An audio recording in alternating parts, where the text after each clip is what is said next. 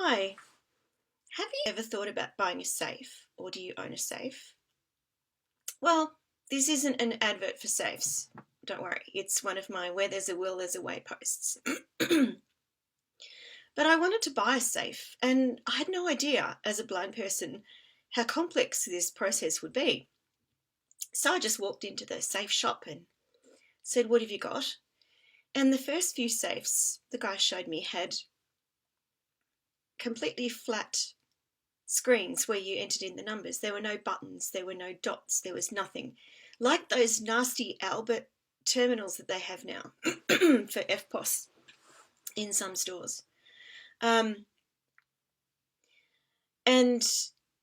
or like a flat screen like an iPhone. It was just a completely flat screen, but unlike my iPhone, and I'll talk about that in another video, these safes didn't talk. So there was no way I could tell what buttons I was pressing.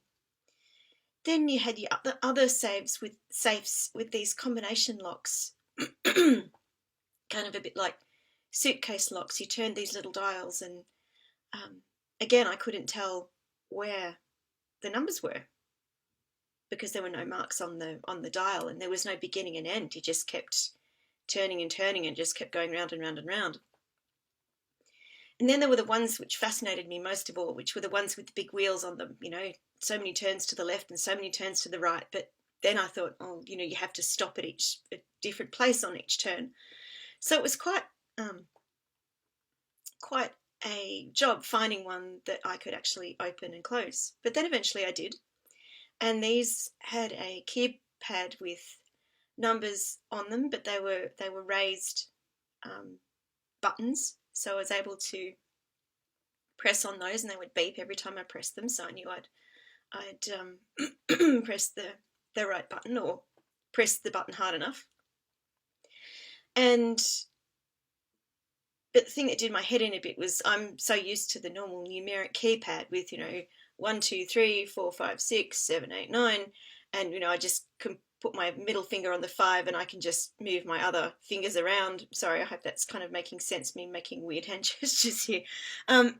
So I can tell where I am on the regular numeric style keypad, and the 5 normally has a dot on it.